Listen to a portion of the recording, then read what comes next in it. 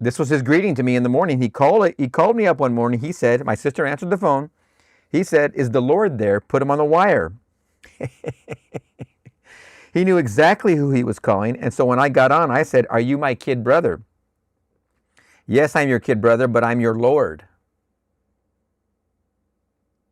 He said, "Are you my kid brother?" So it's his older brother. I think it's Victor. I knew, "Yes, I'm your kid brother, but I'm your Lord."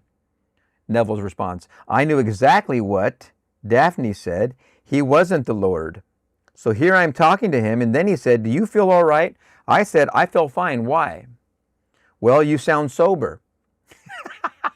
I can hear him say it now. "Why, you sound sober. You can't be all right." And that was my brother Lawrence to me. That's Lawrence, excuse me.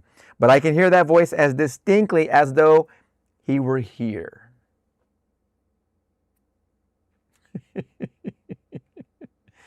I can already hear it in the comments. So I can hear with an organ. This is not this ear.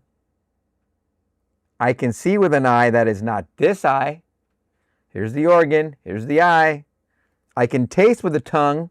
That is not this tongue. And I can feel with a hand. That is not this hand. Try it. Can you feel a baseball?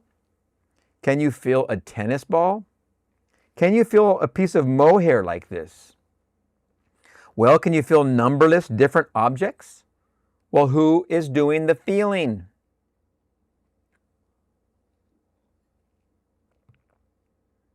You have imagined the object, but the being that is performing the act of the touch and the taste and the sight, do you know who he is?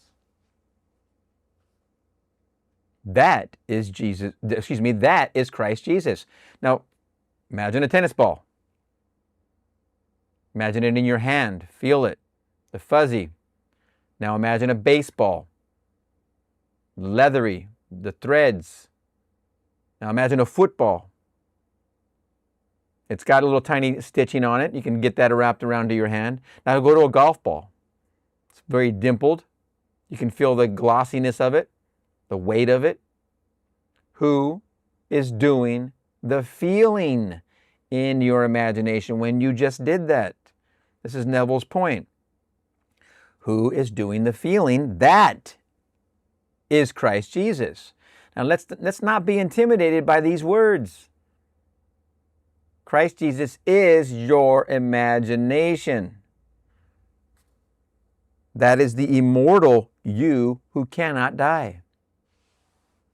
No man can die because this presence is not tied to this body. It cannot die. But it must completely awaken.